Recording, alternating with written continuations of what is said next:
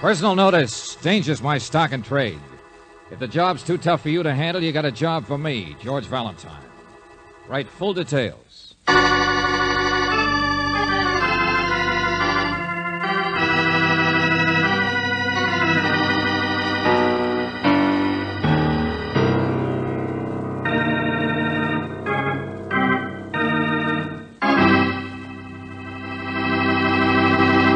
I wonder if you know who first said, "Let George do it."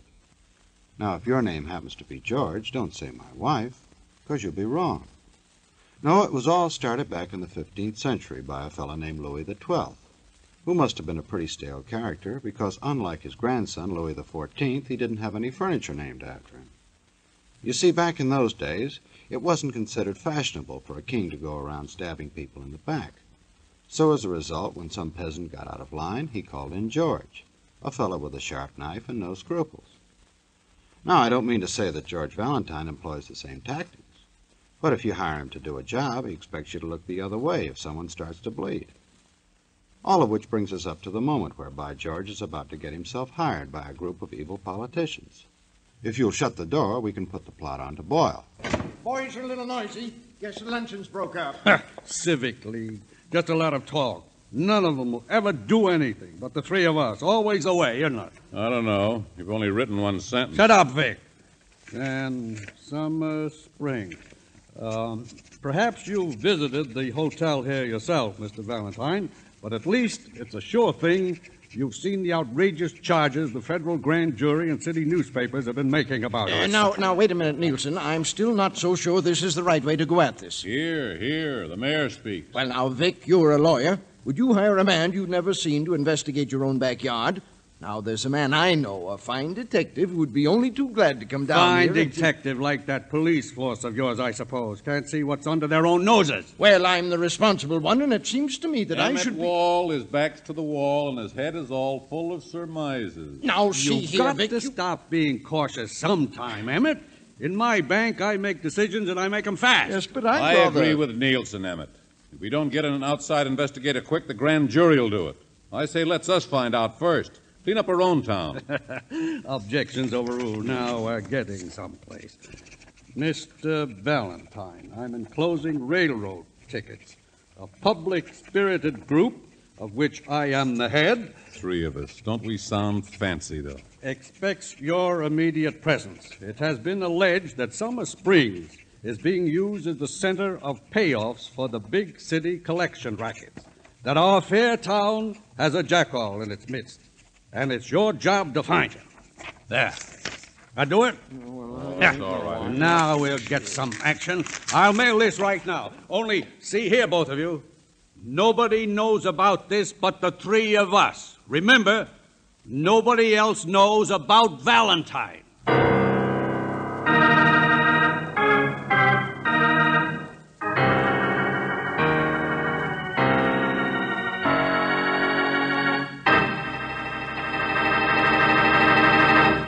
Now, that's what I call a happy little trio. I wouldn't trust that mayor any farther than I could toss the city hall, which ain't far. On the other hand, here's something you can put your faith in and never be wrong. Well, I guess George got the tickets all right, because there he is at the railroad station. The gorgeous one with him, that's Brooksy. She works for Valentine when he hasn't got anything else to do. They made a reservation for me at the Summer Springs Hotel, Brooks, so you can phone me up there. George, why can't I go with you? Just because they don't expect me Look, to it's come... a 5-alarm fire all set to go off, and you know it. Summer Springs is going to be hotter than the 4th. But nobody knows about you, just the men who rode. Angel, I'm looking for a guy who poses as respectable, a big-timer who hasn't been identified. And if you were there, I wouldn't be able to duck as fast. But there's nothing dangerous if nobody knows. Hey, wait, Mr. Valentine. Huh? Yeah? The baggage man pointed you out. Yeah? I need your help. I need you a lot. I got a case for you. Sorry, I'm tied up on one. My, grandmother's dead. Oh, that's too bad. My grandfather killed her. Used an axe. What? I'm not interested. George. You see, my aunt's insane, and what happened I doubt was if you ever had a grandmother, Gorilla Boy, or even a mother. Now say it in English and fast, because I'm not going to miss that train. I got $1,000 here for you to take my case. I could think of one. Uh-huh. You mean if I don't take the train? I don't mind. I can tell it to you on the way to Summer Springs. That's where you think I'm going, huh? No, just where you think you're going. So somebody else does know. Hey, Buster, get out of my way before I miss Stay that. away, I'm telling you. Oh, no, you George, don't. look out! now. Yeah, easy. We're attracting attention. A corpse would attract more. Who hired you? $1,000. Trip ain't necessary. Stay home. Okay, maybe you're right, mister. Too late now anyway. There she goes. It's a sooty kind of a trip. You wouldn't have enjoyed it. Uh-huh. Shall we go count the money? Sure. My name's Lemuel. You're a smart guy. I thought you'd see the light. Yeah. I hope you do. So you get to go after all, Angel. Yeah, you get to drop me off in Summer Springs yourself. From the car.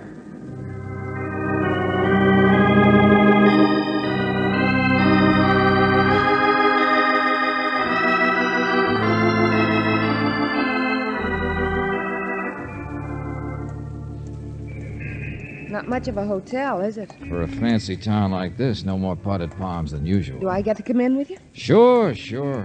Lemuel kept me off the train, didn't he? Okay, then the more casual, the better. You mean whoever hired him won't be expecting you to show up now? I mean, Lemuel isn't in condition to My dear report for a fellow, I do while. not care what the union says about chambermaids. I have an opinion, too, you know. Have you been a clerk for 12 years? Well, have you? Oh, I'm so sorry, sir. Be just a moment. Oh, no. Finish the phone call. Oh, now, listen. I don't care how many chambermaids you've known. But do you run a laundry service or a... Oh, hold on, will you? I'm so sorry. Now, what was it? George Valentine. I've got a reservation. No, I won't call the manager. He doesn't live here. What was the name, sir? George Valentine. Oh, let me see. Yes, he's in his room. What? At 350 towels, I told you, not 340. Oh, for heaven's sake, hang on, will you? What's the matter? Well, I asked if... Oh, yes, it was George Valentine you asked for, wasn't it? Well, he just checked in a few moments ago. Yeah, he's in his room. Oh, I'm so sorry. It's room 419. It's the elevator to the right. But Oh, thanks a lot, Buster. Come on, Angel. You see, my dear fellow, if the chambermaids don't count the towels, they're right?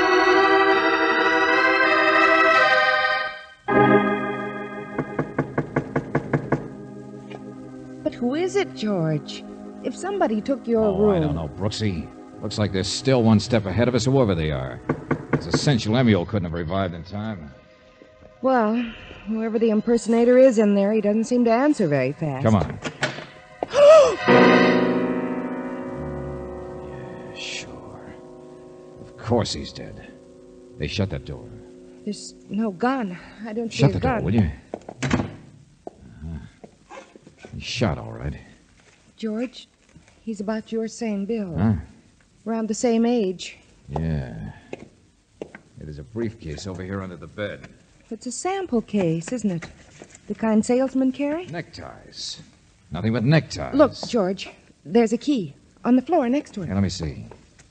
Yeah, to another room, 631. Hey, wait a minute. Here. Card in his wallet. Sure, of course. Harold Stark, Sure Silk Tie Company from Salt Lake City. Necktie salesman. Only suppose he came in on the train tonight, George. Yeah, sure. Single guy, looking generally my type. You mean suppose he got picked up by somebody watching the hotel here, somebody expecting me? So they kill him and put him in your Wait a room? minute. Let it ring. We ought to talk to the clerk, to the Now bellboys. listen, whoever shot this guy did it and ran. Okay, then so will we. George, that's crazy. Is it? I was hired to find out who a big-time collection man is in this town, right? Only whoever it is got one jump ahead of us. I can't even start working until I get out from behind the 8 ball, can I? Oh, George, that phone, it keeps ringing. Somebody's going to hear it. What are you doing? I'm putting my own wallet on the body. What do you think? No. You take this, guys. Go back to that drive-in on the edge of town. Run a fast telephone check on him. Harold Stark, Salt Lake City. The clerk knows we're here. He'll keep ringing. Wait till I grab the neckties. We'll dump them in the alley. Well, I'll be out from behind the 8 ball if I'm dead, won't I? George. I'll be free to find out those guys who hired me. So come on, give the police a chance to find the body of George Valentine.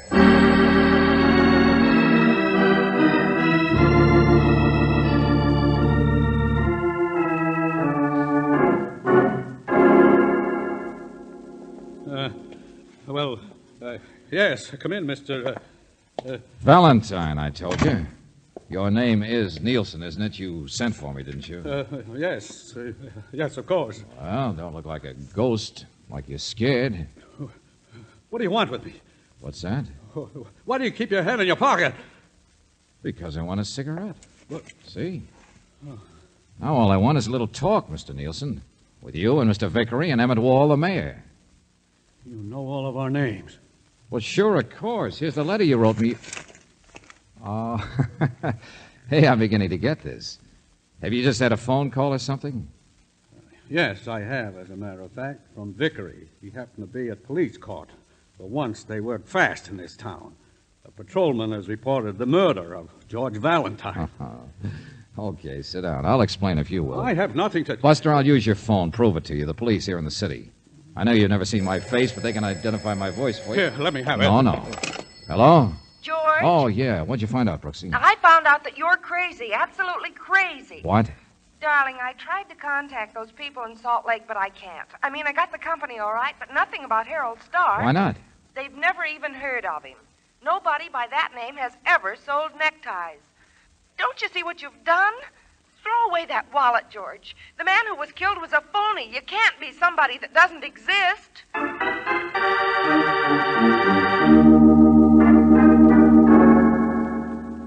All right, I believe you. I agree you're Valentine. Then you realize how fast I gotta work, Nielsen. I told you what Miss Brooks said.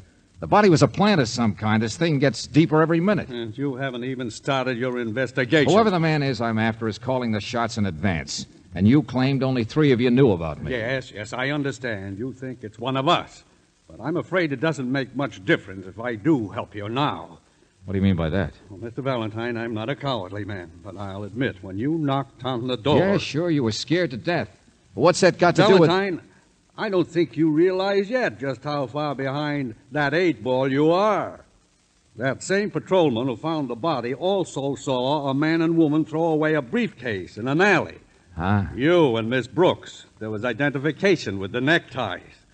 At the door just now, I thought you were the man every policeman in town is looking for. Harold Stark. He doesn't exist, you say? His description is yours. And you know who you are? Never mind. I get it. I dug my own grave, didn't I? Yeah. I killed George Valentine.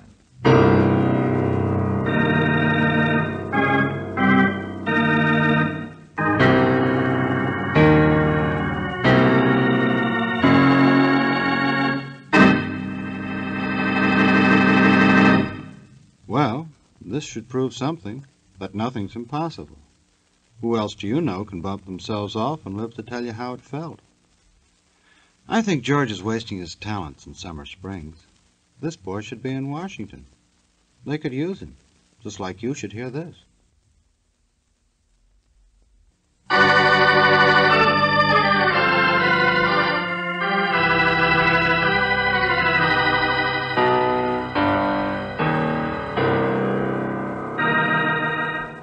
I don't know if you've been able to follow this little story up to now, so in case you haven't, don't let what I have to say confuse you, because it will. It seems that a group calling themselves the Syndicate figures the politicians in the town of Summer Springs as fall guys for their nefarious deeds. Now, the mayor of said hamlet does not look kindly on this plot, as he figures that he's committed enough crimes already to go round. So what does he do? He writes George Valentine. And what does he do? He bumps himself off, which is getting out of it the easy way, which the mayor does not like and tells himself. Well, Valentine, for once it seems the police wasted no time discovering a mistake, that George Valentine was not killed. Well, that's nice to know. You mean they re-identified that body I found? Clarence Prell, up-and-coming accountant. His name's been mixed up in this thing already. He's been making a tremendous amount of money the past few years. It's just possible our big shot is already dead. Well, why would this man, this accountant, have the identification of Harold Stark on him? Who killed him? Who put it there? Who put him there in my hotel room? Now, listen to me, Valentine. You can get to work now. You're off the hook. They know it's not your body. Now, look, I've been in trouble because it wasn't kept secret that you 3 were hiring me. Is that right? Oh, there you go again. We're honest. Stupid? Yes, but honest. None of us are mixed up in any rackets. Okay, skip it. But even if the big shot isn't one of you, you're now in the way, aren't you? What? Well, maybe I'm wanted by the police, but if the killer with Strong Boys knows about me, he also then knows about you. Yeah. Lock your doors tonight. Shh. Turn out those lights. Huh? A car just stopped out there. I could see the lights blinking. Take it easy, Nielsen. It's only Miss Brooks. I'll see you later.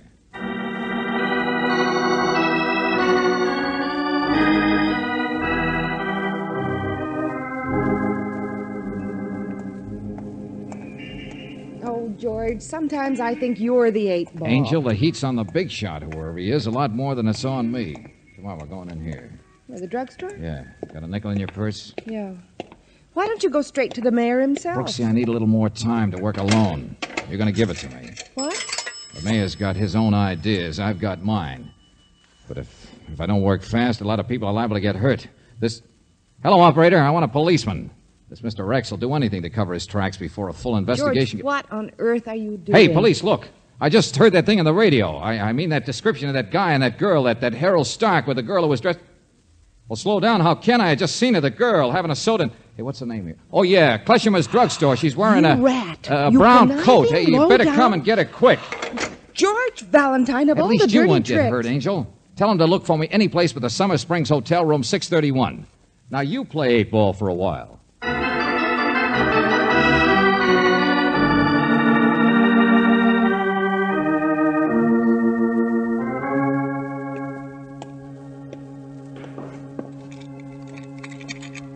$6.31. Key fits all right.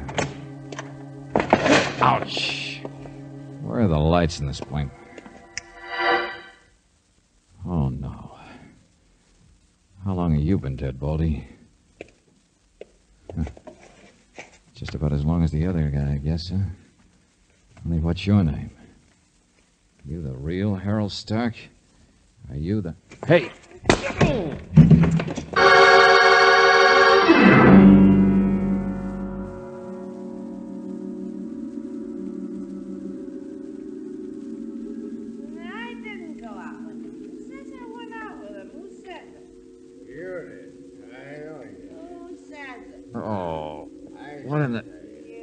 Hey, where am I? Hey, who in the name of... Shut up. People in the next room. Hey. Lemuel. Yeah. It's a lousy hotel. They let anybody in. I thought I knocked you out of the picture before once. We're even. I didn't hit you hard enough either. Yeah, you're out of condition, Buster. That's bad. You kill that guy? I was with you in another town. Don't talk so loud. All right. Hey, wait a minute. What are you trying to... Hey, get out of my pocket. What's the idea? There's a gun in your stomach. Don't argue. Well, why put a gun in my pocket, too? It's empty. Don't get your hopes up. Be quiet. Another wallet, too. If you think you can frame me for killing this guy, whoever he is, you're crazy. I'm not. Cops don't kill cops. What? Can't you tell Flatfeet when you see him his name's Harold Stark? An eye that got shut. Like you're gonna be. Oh, so that's it. Yeah, sure, there is a Stark, a detective. Came to town acting like a necktie salesman, huh? Ouch. Just let me get in that chair, will you? Sure. You're fixed. You got everything. Wait a minute. 2 guns. 2 guns I got in my pockets. Not so loud. There's 2 men dead, aren't there? You're a bright boy, a real up-and-coming eye. Dead eye. Yeah, sure. The real Stark dead in this room. That accountant named Prell dead in my room. So come on, bright boy. Get on your feet. Yeah, sure. Look out. Get away from that phone. Hello, anybody. Now shut up, like I said. Hey, what's going on there? Can people have no privacy? You're listening. That's what you're doing. Oh, for the love of it. Walk, will you? Go on the door. All right. Plenty of standing room. Don't shove. Well, what are you listening to? You think you hear something or something? Of all the nerves. Now out the door. Okay. Just thought you might not want the guy who's coming down the hall to see you. What? Oh, it's only the desk clerk. Get back in that room. What's going on here? What in Valentine! What do you think you're doing? Come on, get out of the way, fast. Let go of me, really. Down here, will you? Okay, he's not going to shoot. Shoot? What kind of a disturbance is this? This is not the sort of hotel you get... Wait a minute. I've seen you before. Yeah, you're the guy who gave out my description. Yes. What? No, I didn't give any description. Oh, you're the laundry man. Oh, no, that's what I was talking about. I remember. You're the... Oh. Well, see here, there was a mix-up Come on on, room. skip it. Just show me the fastest way out. Don't, but get that gun away from That me. big man in there, was there anybody with him when he came into the hotel? What? Well, no. Oh, yes, I mean, yes. There are several men down the lobby. I don't know who they are. You're wanted by the police. That's all I know. The back stairs, then. Where are they? Come on. I won't help a criminal. Come on, don't argue, friend. Well, all right. Here, duck in here. There are several policemen in the hotel, too. There are cars at the alley entrance. You're gonna find me a way out, so stop shaking. I didn't kill anybody. The police don't think I did. Why not? Now, look, you. I'm just the guy behind the 8-ball, see? There's a big crook in your town, Clarence Prell. You know him? No. An accountant. Man in a nice spot to take payoffs coming in from the city. But Prell is dead, so he's not the crook. What? Oh, for heaven's Find sake. me a way out of here, or people will be wrong. They'll think he was the crook. They'll say he killed a detective named Harold Stark who was on his trail. Let them say what they want. They'll say I killed Prell, maybe in self-defense. But I was real smart and collected all the evidence, including the guns. Then poor Valentine, he was on his way to get himself out of trouble with the police when something happened to him. You're mad. You're worse than the laundry people. Now, look, Buster, I'm telling you all this so you'll help. It's a frame-up, see? To get rid of 2 private detectives and take the heat off by making Prell look like the big shot. A triple play. Here we are. Here, give me a hand with the window. Huh? Okay. Only 6 stories up. I forgot my umbrella. I can't jump, Buster. No. Look, out there, you see? Ah. To the side. It's an old fire escape. It hasn't been used since we built the new wing, but it comes down in the service yard. This is the side street. Yeah? Well, go on. How much help do you need? Oh, there's no one down there. Here, you see? Yeah, sure, I see. Uh-huh. Little rusty, though, isn't it? Well, what do you expect? A red carpet? I expect you to go first. Lead the way. What? It just occurred to me it's not so bad being behind an 8-ball, if you've got the cue in your hand. Mr. Valentine, for the love... Remember the gun, Buster. Lead the way. Now, tell me, why do you call me Valentine? Why not Prell or Stark? Or any of the other names thrown around tonight? Well, back there, Lemuel called you Valentine. How do you know his name? Well, I'm a hotel clerk. I see lots of people. And that switchover of rooms today. I don't see how anybody could have done it but the hotel clerk himself. Well, but what on earth are you talking about? Human nature. How you and your boy Lemuel found out about my coming here. How I? An accountant sees lots of people, sure. But a hotel clerk sees a lot more. Now, who's in a better spot to receive payoff deliveries on the QT than the man behind the desk? I'm going back. You're going nowhere. Now, listen, Buster. It had to either be one of my 3 clients or you. What? Yeah, so take human nature again. It couldn't be one of them, or why get me in it? But they did write the letter right after a Civic League luncheon.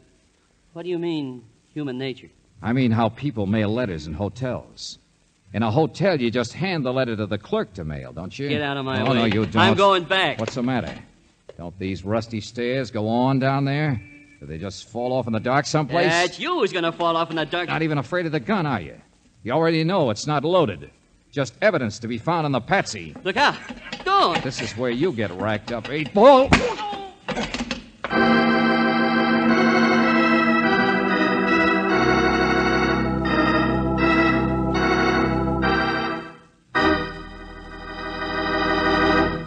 No, I don't think that was very nice of George. He gave Buster time to open everything but his parachute. While we're waiting for the desk clerk to make a 3-point landing, here are a couple of good points for you.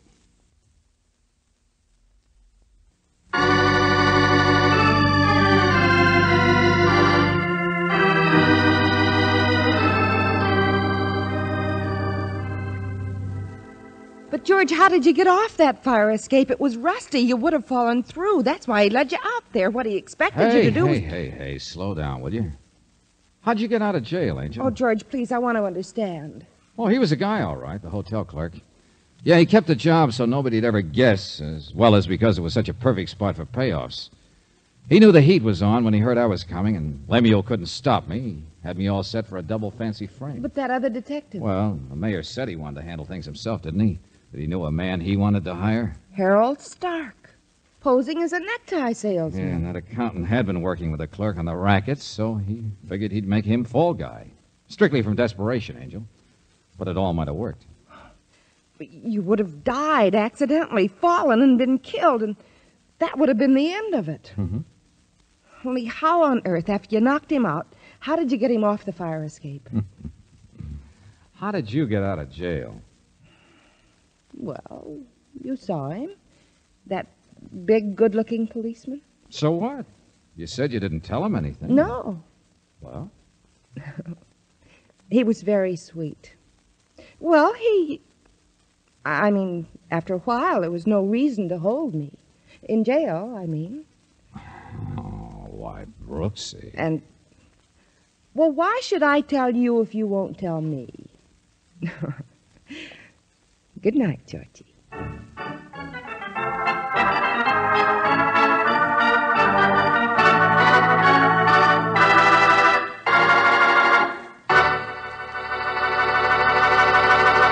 I'm telling you, George, you better watch your step with Brooksy. Didn't you ever hear the saying how when the cat's away, your secretary will play? Play what exactly, I don't know. But I do know that Robert Bailey plays George Valentine with Virginia Gregg as Brooksy. David Victor and Jackson Gillis wrote the story, and Eddie Dunstetter kept things organized at the organ. Now this is yours truly inviting you to another visit with Valentine, when you will again hear what happens when you let George do it.